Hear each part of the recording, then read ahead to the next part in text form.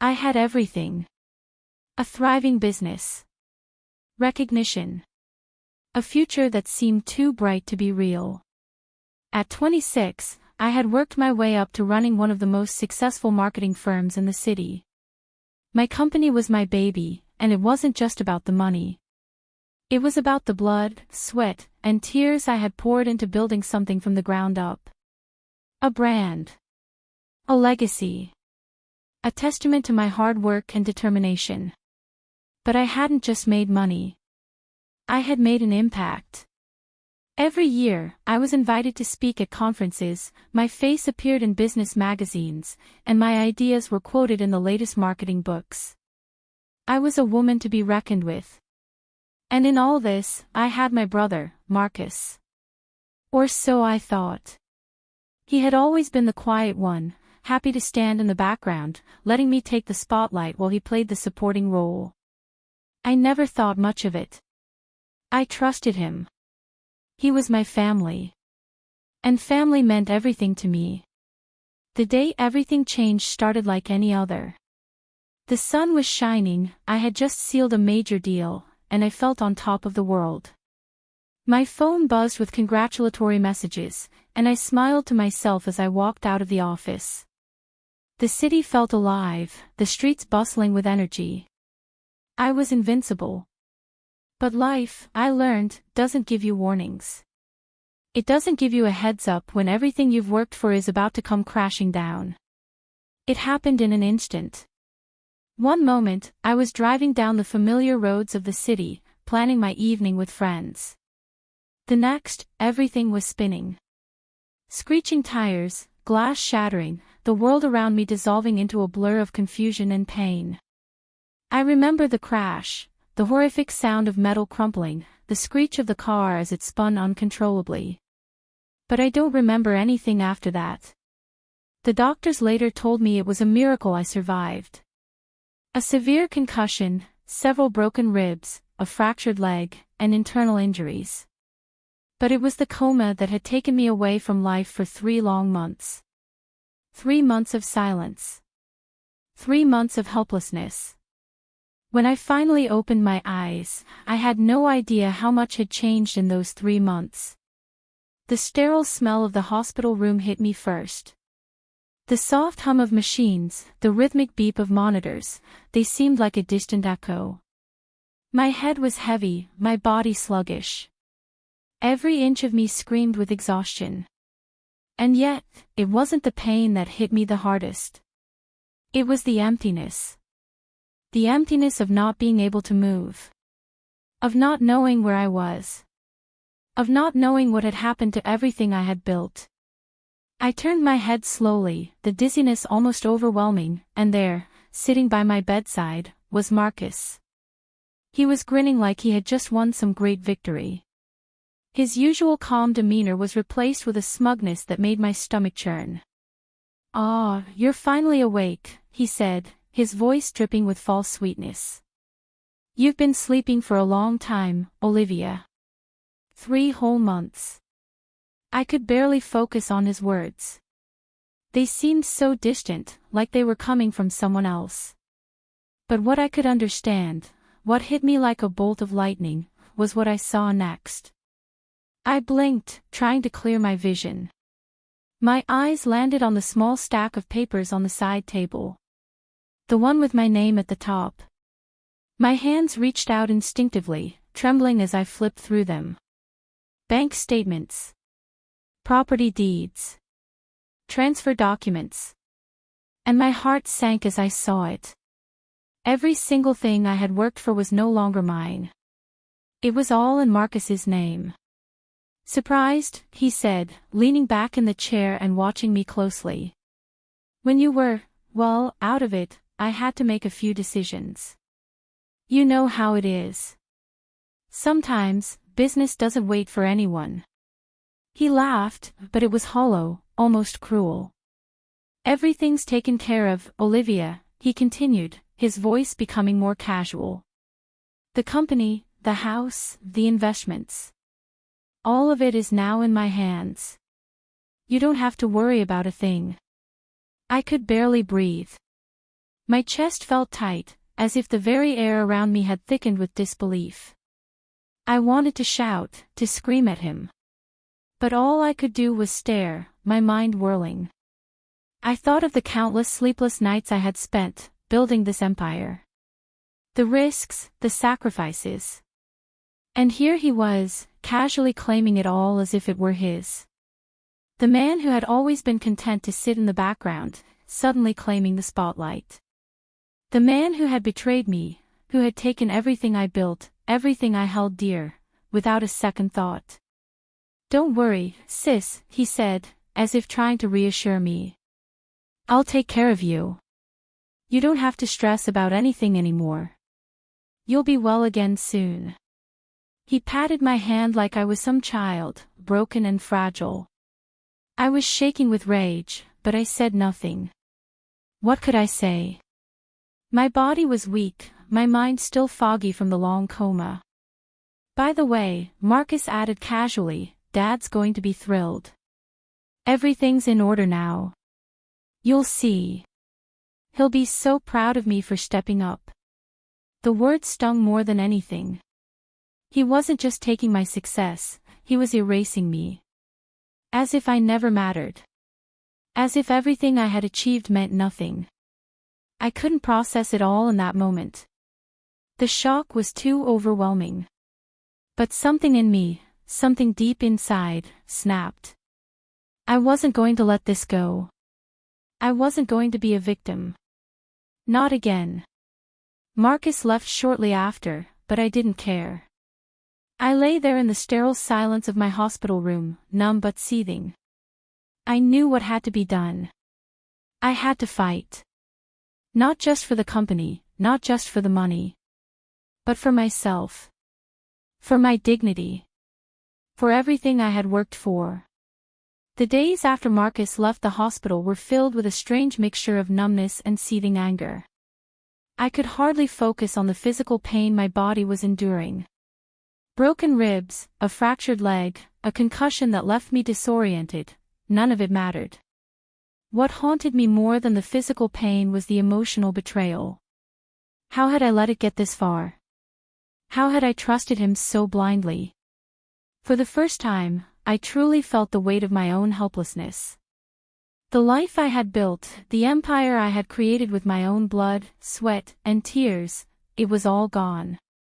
Gone into the hands of the very person I had trusted the most. Marcus wasn't just my brother. He was my confidant, my partner in everything. I had never imagined that he would be the one to destroy me, to take everything from me without a second thought. But that wasn't the worst part. The worst part was that I couldn't just go out and take it back. I wasn't well enough yet.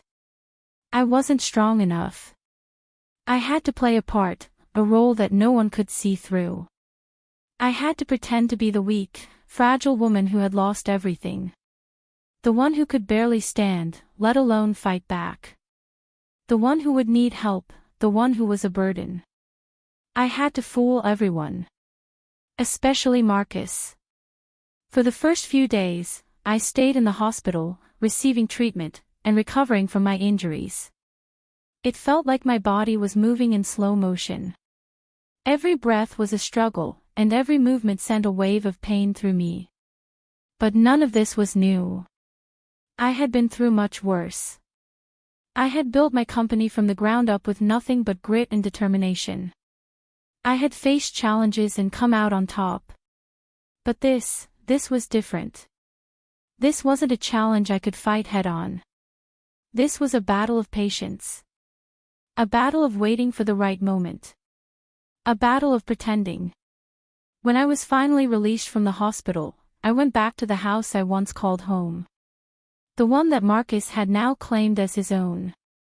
It was hard to step inside. The place that had once been my sanctuary, my refuge from the world, now felt like a prison. I could almost hear the echo of my footsteps as I walked through the empty halls. Marcus had already taken over everything. The house was rearranged, his things now scattered where mine had once been. Everything I had worked so hard for was gone. It felt like a cruel joke, a mockery of everything I had built. But I couldn't let him see how much it hurt. I couldn't let him see how broken I was. I had to show him weakness, but not the kind of weakness he thought I had. No, I had to show him the kind of weakness that would lull him into a false sense of security. The kind of weakness that would make him think I was defeated. That I was too fragile to fight back. I had to act broken. For the next few weeks, I played my part. I stayed in bed most of the time, barely moving, barely eating. I let my body deteriorate in front of Marcus. He would come by to check on me, always acting so concerned, always playing the part of the doting brother. He would say things like, "Don't worry, Olivia. I'm here for you. You don't need to worry about the company. I'll take care of everything. Just rest and get better." Every word out of his mouth was like a knife to my heart. But I couldn't show him how angry I was. I couldn't let him know that I was still thinking, still plotting. I let him believe I was a burden. I let him think I was weak.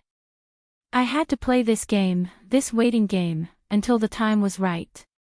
But inside, it was a different story.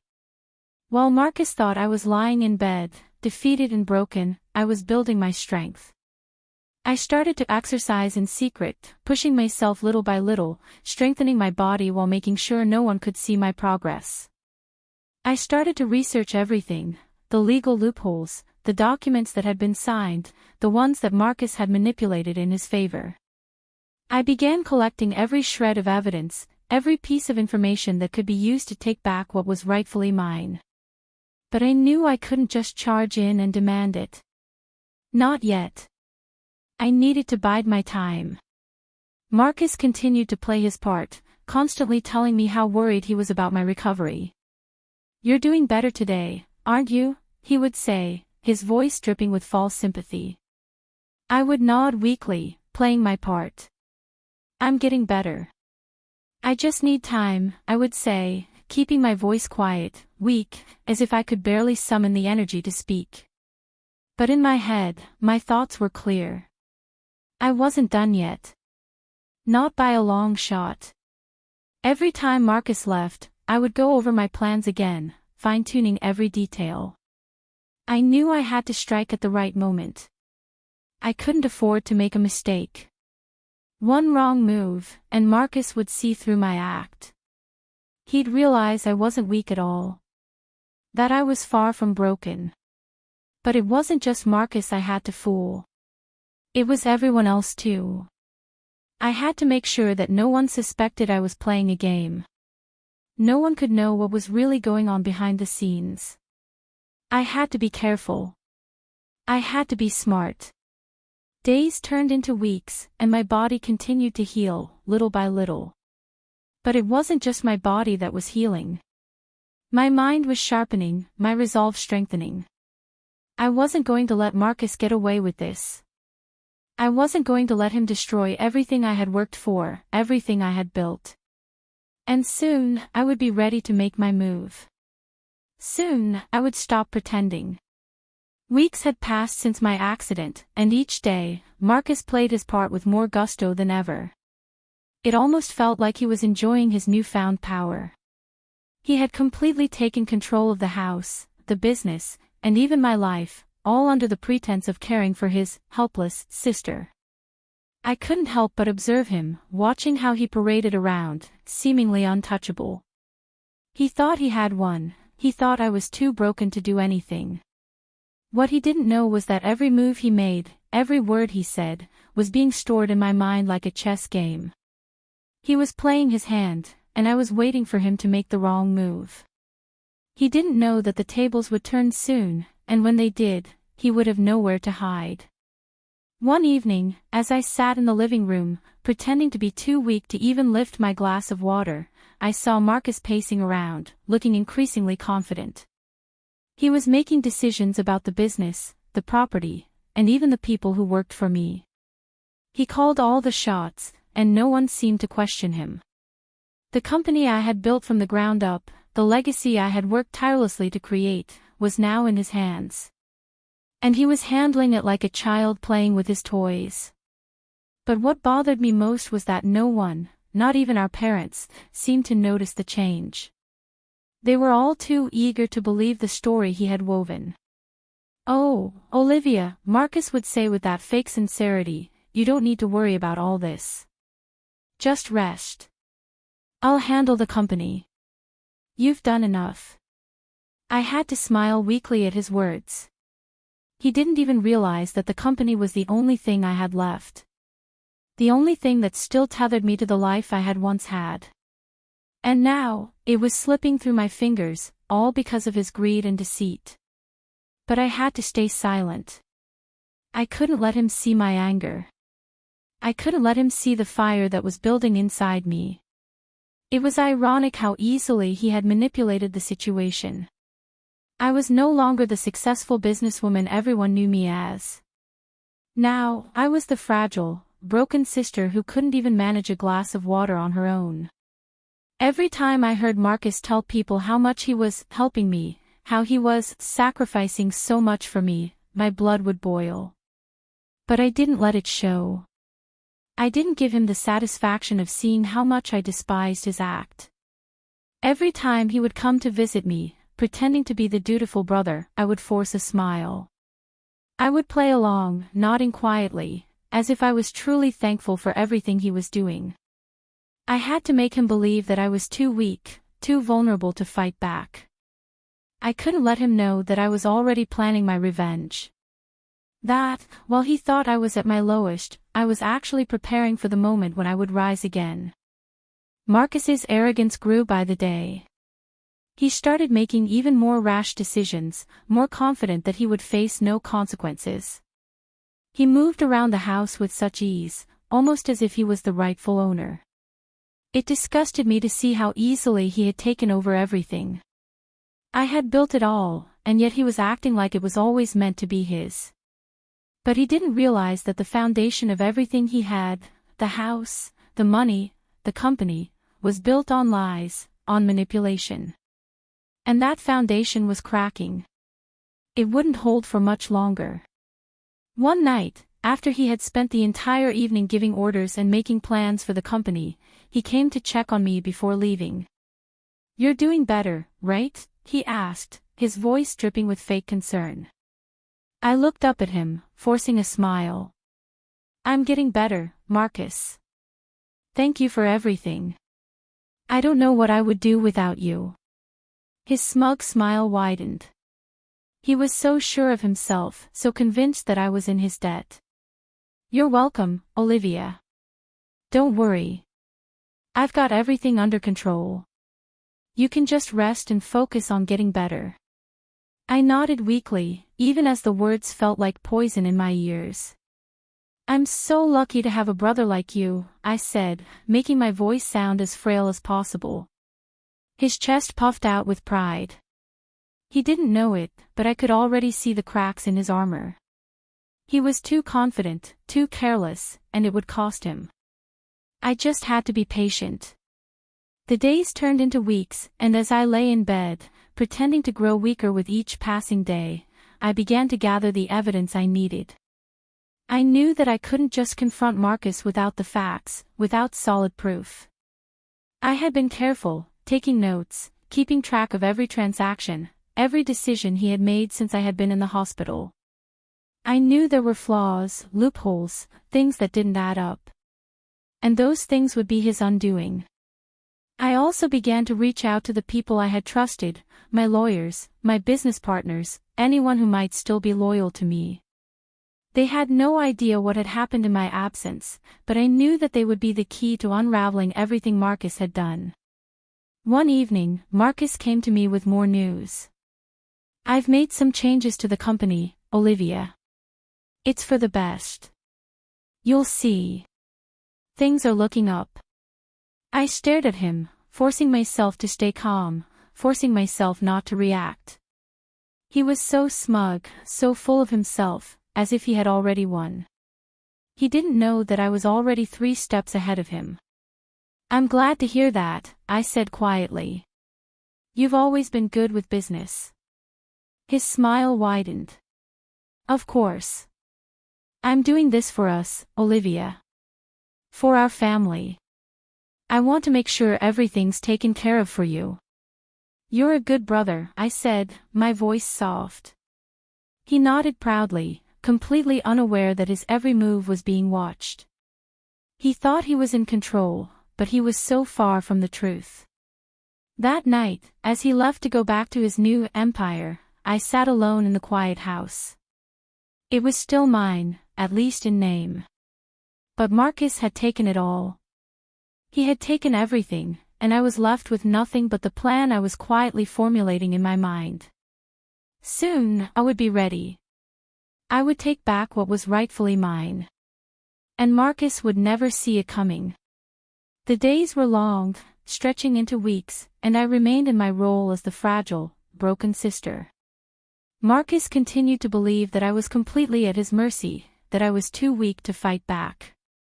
He made his moves, one after another, taking full advantage of my absence and my vulnerability. But what he didn't realize was that every time he made a decision, every time he crossed a line, I was silently preparing. His arrogance blinded him to the truth. I wasn't as broken as he thought. I had been planning, and I was now ready to act. It happened one morning when the air felt different, like something was about to shift. I had been receiving reports from my lawyer, gathering all the evidence I needed to expose Marcus's deceit. I knew the time had come. Marcus had made a grave mistake, he had underestimated me, and now, he would pay the price. He had no idea that the ground beneath his feet was about to crumble. I hadn't let him know that I had been in contact with some of my old colleagues from the business world, those who were loyal to me and who had been waiting for me to return. I had also been working with a private investigator who had uncovered details about the false transactions Marcus had made in my absence. He had stolen my identity, my company, and even my assets. But now, I had everything. Every piece of the puzzle was in place. I had made sure that Marcus couldn't foresee what was coming. He had been too caught up in his own success, too confident that I would never rise again. I had been careful, taking note of his every move, and now I had the leverage I needed to take back what was mine. The day I received the legal documents was the day I had been waiting for. The envelope was thick, filled with the weight of the truth. Inside, I found everything I needed, the proof of Marcus's fraudulent activities, the signed contracts that were supposed to be in my name, the fake documents he had forged to transfer my assets to himself. It was all there, in black and white. I sat in my room, staring at the papers, feeling a strange sense of calm wash over me. I had always known that the truth would eventually come to light, but now, I had the power to make sure that it did. Marcus would have no choice but to face the consequences of his actions. His empire, built on lies and betrayal, was about to collapse. I called my lawyer that afternoon, my voice steady, my resolve clear. "I'm ready," I said. "It's time to take action." The lawyer's response was calm but urgent.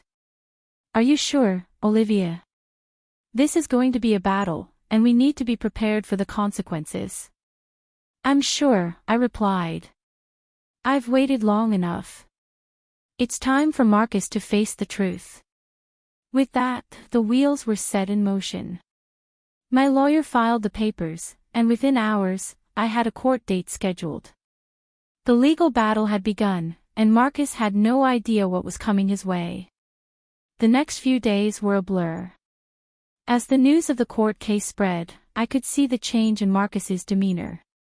He became agitated, his confidence starting to crack. For the first time since my accident, I saw doubt in his eyes. It was a small crack, but it was enough. I knew that he was beginning to realize that things weren't as secure as he had thought. I could almost hear him thinking, how did she know? How did she get the evidence? He started to make more mistakes. His decisions became erratic, his temper flaring as he tried to regain control. But it was too late. The truth was already in motion, and there was nothing he could do to stop it. One evening, as I sat at home preparing for the upcoming legal battle, Marcus came to visit. He walked into the house with his usual smug expression, as though everything was still under his control. He had no idea what was coming. "I know what you're up to, Olivia," he said, his voice low and threatening. "You think you can just take everything back? It's not that easy." I looked at him, my face calm, my voice even. "I don't need to take anything back, Marcus. I just need to expose the truth." His expression faltered for a moment, but he quickly recovered. "You don't know what you're doing. You'll regret this. I won't let you take what's mine." I stood up slowly, the years of anger and betrayal boiling beneath the surface. "What's yours?" I asked, my voice sharp. "You stole everything from me, Marcus. The company, the house, my life. You took it all. But it's over now. The truth will come out, and you'll have to answer for everything." He stepped back, his face pale. He could see the resolve in my eyes, and for the first time, he was afraid.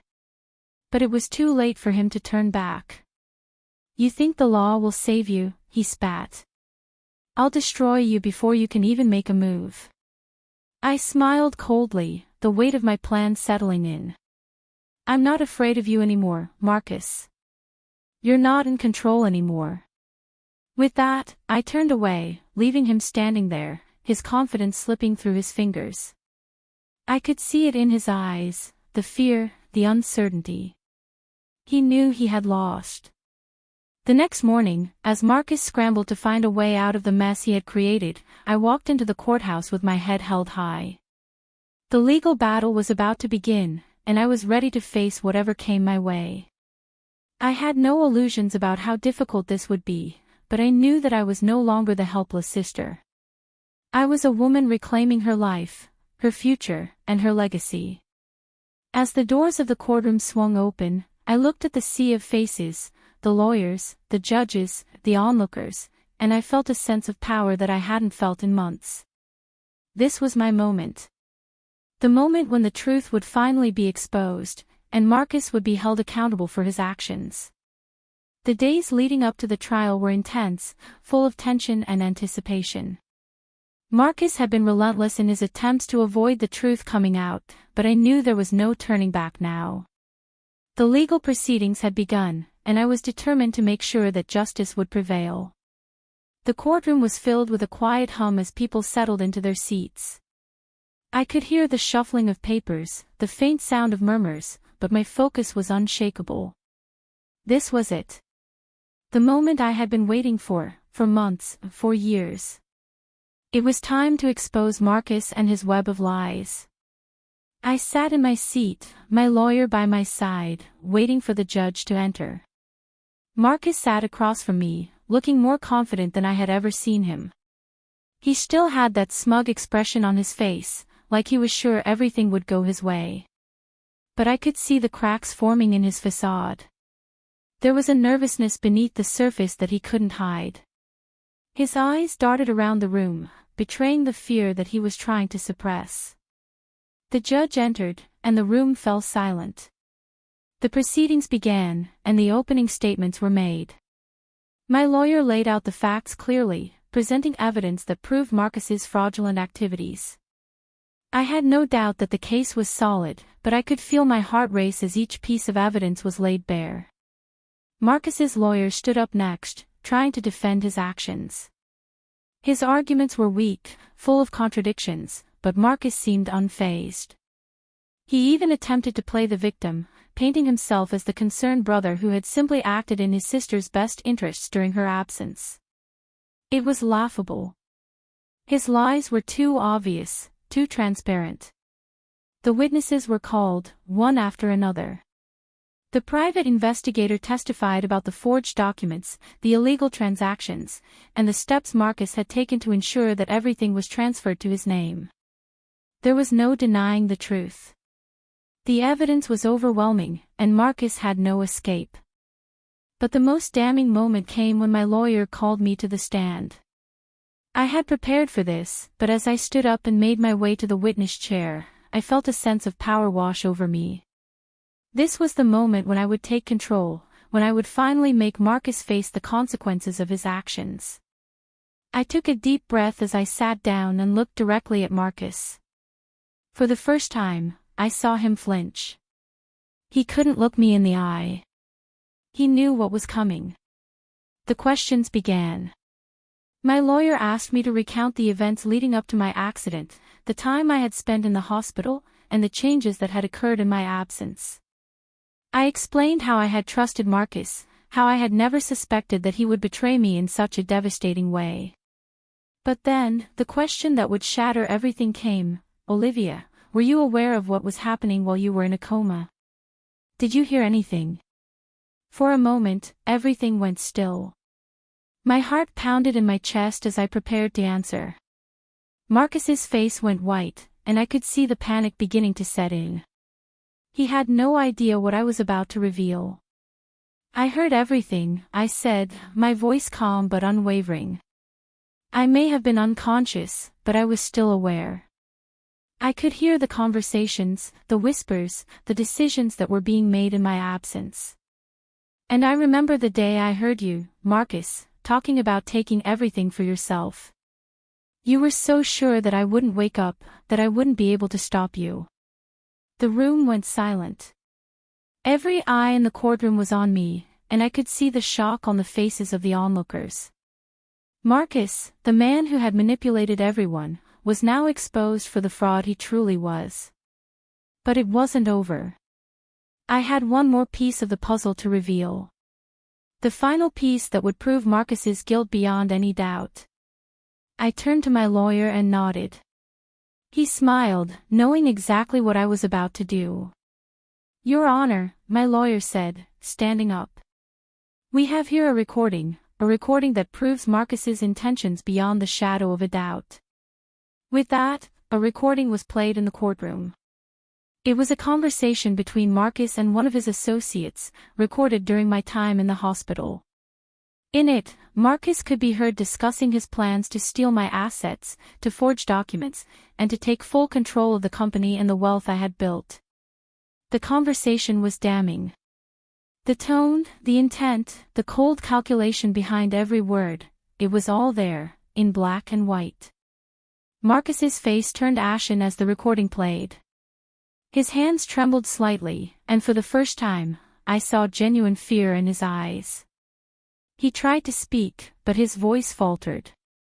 This isn't true. This is fabricated, he shouted, but his protest was weak, his confidence shattered. The judge banged his gavel, signaling that the courtroom had heard enough. There was no more to say. The evidence was irrefutable. Marcus had no defense left. His empire of lies had crumbled, and there was no escaping the consequences of his actions. As the proceedings came to a close, I felt a sense of relief wash over me. It was finally over. Marcus was going to pay for what he had done, and I was going to reclaim my life. After the trial, Marcus was arrested on charges of fraud, theft, and forgery.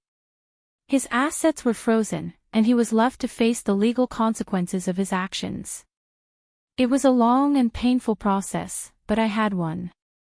I had reclaimed my company, my assets, and my dignity. As I sat in the office that I had once built, now fully back in my control, I couldn't help but feel a sense of triumph. I had faced the darkness, the betrayal, and the loss, and I had come out stronger on the other side. Looking out the window, I realized that the journey wasn't just about the company, the money, or the possessions. It was about reclaiming myself, my strength, my confidence, and my power. I had been through hell, but I had emerged victorious. And as I watched the sun set over the city, I knew one thing for certain: Marcus had underestimated me. He thought I was weak, that I would never fight back. But now, he knew the truth: I was never someone to be taken lightly.